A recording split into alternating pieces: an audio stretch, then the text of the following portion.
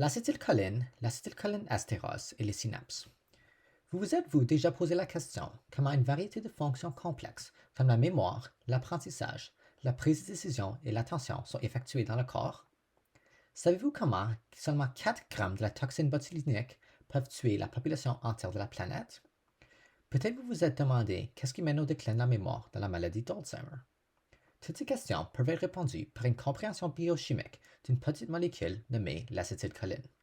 Dans cet exposé, nous allons explorer le métabolisme de l'acétylcholine, le mécanisme d'action de l'acétylcholine estérase, ainsi que les différents types de récepteurs de ce neurotransmetteur.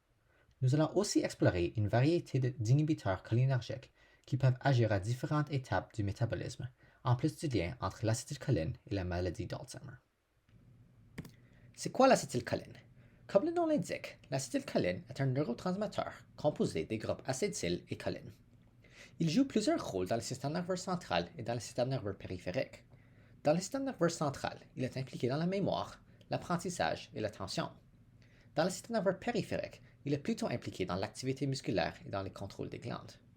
Comme tout autre neurotransmetteur, cette molécule est produite par les neurones et agit comme messager chimique qui permet de communiquer des influx nerveux à travers les synapses. Lorsque des billions de neurones se réunissent, ils forment des circuits neuronaux qui peuvent effectuer une variété de fonctions complexes. Ce qui distingue l'acétylcholine des autres neurotransmetteurs est sa structure et son fonctionnement dans le corps pour accomplir une multitude de fonctions. Les 5 étapes du métabolisme. Que ce soit la fonction ultime de l'acétylcholine, son mécanisme peut être résumé par 5 étapes. La synthèse, l'entreposage, la libération, la réception et l'inactivation. Cette cascade d'événements s'effectue dans quelques millisecondes et s'effectue tout partout dans le corps tout au long de la journée. Nous allons voir le tout, étape par étape, pour suivre l'acétylcholine de synthèse jusqu'à son inactivation. Étape 1. La synthèse. La première étape du métabolisme est la synthèse de l'acétylcholine qui est catalysée par l'enzyme l'acétylcholine transférase. Cette enzyme est retrouvée majoritairement dans le nerf terminal du neurone et elle catalyse la synthèse de l'acétylcholine à partir de ses 2 composantes, la choline et l'acétyl-CoA. La première composante, l'acétyl-CoA, est formée dans les mitochondries de la cellule nerveuse et rapidement transportée dans le cytoplasme. Alors que le réactif acétyl-CoA est synthétisé dans la cellule nerveuse même, le choline n'est pas. Ce réactif se retrouve plutôt dans l'espace extracellulaire et provient de l'acétylcholine recyclée ou de la dégradation du phospholipide phosphatidylcholine. Pour cette raison, des transporteurs de choline doivent apporter la choline de l'espace extracellulaire dans la cellule nerveuse pour la synthèse. Étape 2. L'entreposage.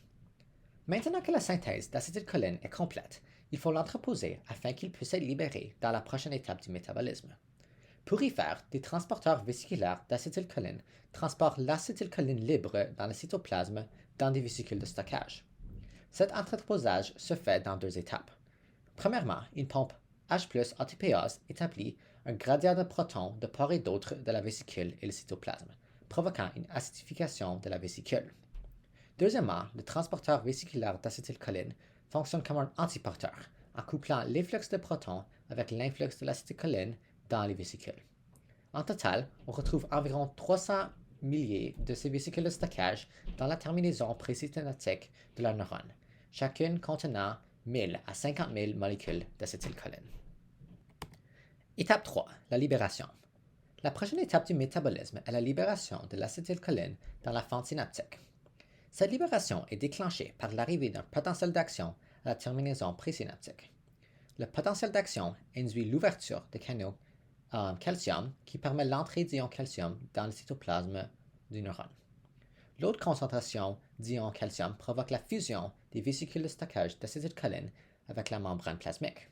Cette fusion à la membrane est permise par l'attachement des protéines VAMP de la vésicule aux protéines SNIR de la membrane. Cette fusion résulte dans l'exocytose des molécules d'acétylcholine dans la fente synaptique et leur diffusion vers le prochain neurone. Étape 4. La réception. Après avoir diffusé à travers la fente synaptique, l'acétylcholine est prête pour la 4e étape du métabolisme, la réception. L'acétylcholine se fixe sur le récepteur postsynaptique du neurone suivant. Cette liaison permet, directement ou indirectement, l'ouverture de cations cationiques qui permet l'entrée d'ions sodium et potassium dans la neurone postsynaptique. Le flux d'ions modifie la différence de potentiel transmembranaire et cette dépolarisation déclenche un potentiel d'action. Le potentiel d'action se propage à la terminaison synaptique de ce deuxième neurone, ce qui déclenche de nouveau une autre libération d'acétylcholine dans la fente synaptique. Le processus se répète donc à plusieurs reprises pour propager l'influx de neurone à neurone jusqu'à ce qu'elle atteigne sa destination. Voilà, l'influx nerveux est transmis à travers le circuit neuronal et ce signal peut être maintenant utilisé pour initier des actions volontaires ou involontaires. L'action spécifique, cependant, dépend du type de récepteur cholinergique qui est activé par l'acétylcholine, puisque leur structure et leur fonction varient grandement. Les récepteurs nicotiniques et les récepteurs muscariniques. Il existe deux types de récepteurs cholinergiques, les récepteurs nicotiniques et les récepteurs muscariniques. Ces deux récepteurs ont été nommés ainsi puisqu'ils sont stimulés par la nicotine et la muscarine respectivement. Ces molécules ne sont pas naturellement produites par le corps. La nicotine étant un alcaloïde issu de la plante de tabac et la muscarine un alcaloïde extrait d'un champignon. Les récepteurs nicotiniques sont ionotropes. Ils sont directement liés à des canaux ioniques qui s'ouvrent grâce à la liaison de l'acétylcholine. Ils ont donc une réponse plus rapide mais plutôt brève. Les récepteurs muscariniques sont métabotropes. Ils sont couplés à des protéines G qui font ouvrir un canal par une cascade transductionnelle après la fixation de l'acétylcholine. Ces récepteurs ont donc une réponse plus lente, mais prolongée. Une autre différence entre ces deux récepteurs est que les récepteurs nicotiniques se retrouvent dans les jonctions neuromusculaires, les ganglions et le système nerveux central, et ils sont impliqués dans l'excitation cellulaire. Cependant, les récepteurs muscariniques sont localisés dans les muscles cardiaques, les muscles squelettiques et le système nerveux central, et sont impliqués dans l'excitation ou l'inhibition cellulaire dépendant de l'organe en question. La structure et le mécanisme du récepteur nicotinique. Le récepteur nicotinique possède une structure en anneau pentamérique constituée de 5 sous-unités avec un canal interne. Chacun de ces sous-unités est composé de deux domaines, un domaine membranaire et un domaine extracellulaire. Le domaine membranaire forme le canal qui traverse la bicouche et permet le passage des ions sodium et potassium, et il est constitué de 4 segments hydrophobes. Le domaine extracellulaire forme le site de fixation de l'acétylcholine. Il est constitué de brins bêta, d'un hélice terminal et de 4 hélices alpha transmembranaires. Ces hélices alpha transmembranaires possèdent des crêtes alternées, composées soit de petits résidus polaires et neutres, comme la sérine, la thréonine ou la glycine, ou des grands résidus non polaires, comme l'isoleucine, la leucine et la phénylalanine. Sans l'acétylcholine fixée, le canal est dans l'état fermé et les grands résidus non polaires occupent le canal, formant un anneau hydrophobe serré. Cependant, la fixation de l'acétylcholine provoque un changement de structure qui induit la rotation des segments d'hélice alpha-transmembranaire pour transitionner le canal à un état ouvert. À cet état, les petits résidus polaires et neutres occupent l'espace pour former un anneau large. Maintenant, le pore est assez grand pour laisser le passage des ions sodium et potassium à travers la membrane. La structure et le mécanisme du récepteur muscarinique. Le récepteur muscarinique se distingue du récepteur nicotinique principalement par le fait qu'il est couplé aux protéines G. Les protéines G associées au récepteur muscarinique sont soit activatrices ou inhibitrices, dépendant de quelle voie de signalisation elles appartiennent. Le récepteur muscarinique a une structure formée d'un seul polypeptide composé de 7 régions hydrophobes qui s'étendent sur la membrane cellulaire.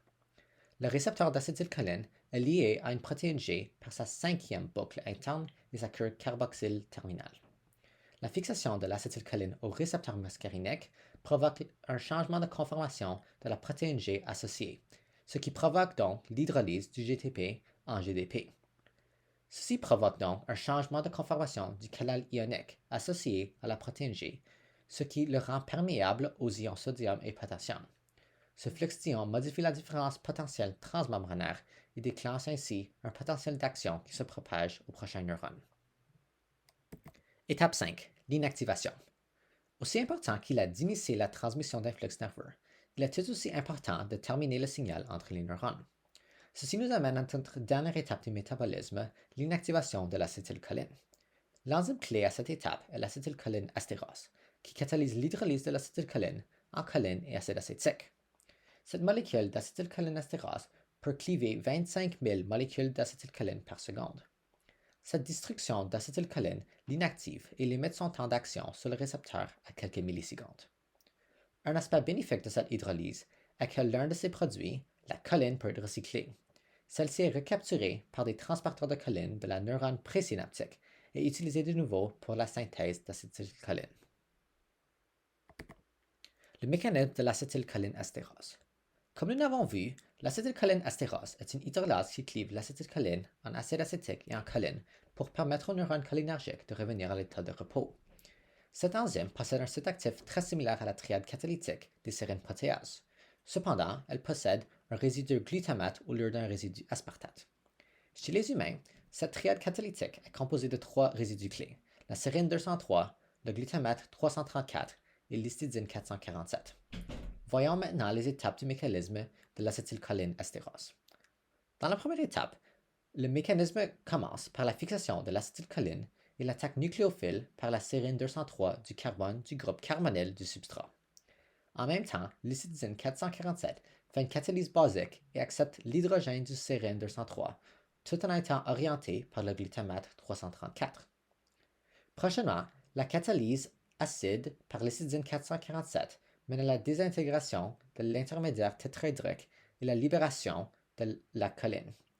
Ce qui reste fixé au site actif est l'intermédiaire acylenzyme.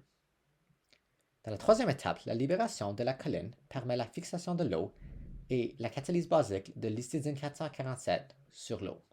Ceci permet l'attaque nucléophile de l'ion hydroxyle restant sur l'intermédiaire acylenzyme pour la formation d'un autre intermédiaire tétrahydrique.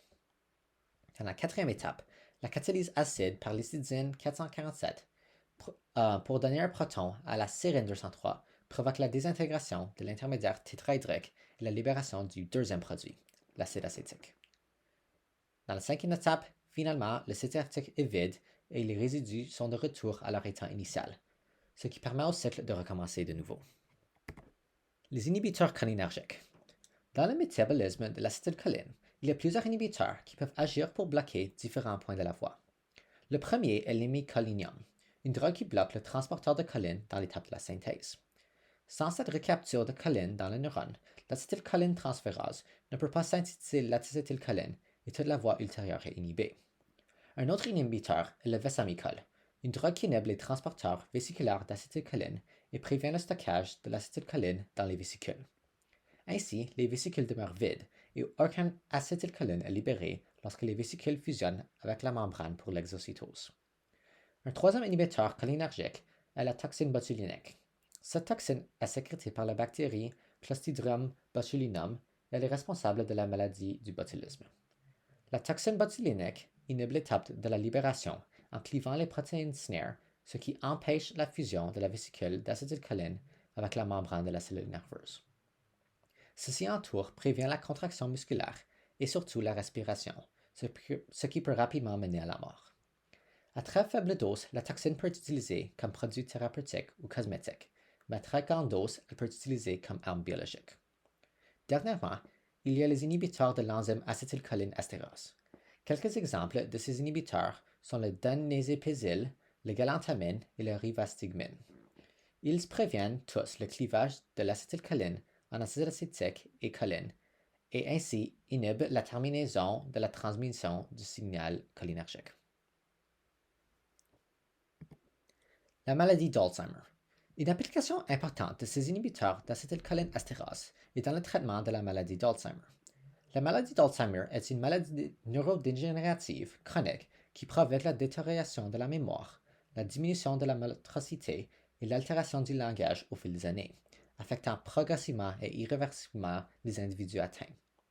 Étant donné que l'acétylcholine joue un rôle important dans les processus cognitifs, le système cholinergique est un des facteurs qui influence la maladie d'Alzheimer. Cette maladie est associée à des déficits de la transmission cholinergique, ce qui influence tous les aspects de la cognition et du comportement. Une diminution dans la concentration d'acétylcholine ou la perte de neurones cholinergiques au cortex altère aussi l'attention et l'utilisation de signaux instructifs nécessaires à la prise de décision. Une autre cause pour cette diminution de niveau d'acétylcholine est une suractivité de l'enzyme acétylcholine estérase, qui clive et inactive l'acétylcholine. Des inhibiteurs de cette enzyme, comme le donépésil, le galantamine et la rivastigmine, sont donc utilisés comme drogue pour le traitement de la maladie.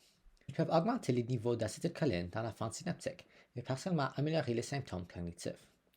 Ces inhibiteurs peuvent grandement améliorer la qualité de vie des personnes atteintes de la maladie d'Alzheimer, mais ils ne peuvent pas ralentir la progression. Cependant, il y a de l'espoir.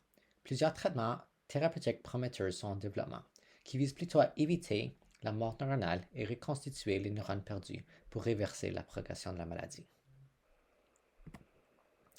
Voilà notre petite exploration du fond biochimique de l'acétylcholine et de la transmission synaptique. Dans notre exposé, nous avons répondu à la question « C'est quoi l'acétylcholine ?» et nous avons passé à travers les 5 étapes de son métabolisme. De plus, nous avons étudié la différence entre les deux types de récepteurs cholinergiques, les récepteurs nicotiniques et les récepteurs muscariniques, en plus du mécanisme de l'acétylcholine estérase. Nous avons terminé notre présentation avec une exploration des inhibiteurs cholinergiques naturels et comment des défis en transmission cholinergique peuvent mener à la maladie d'Alzheimer. Merci pour votre attention.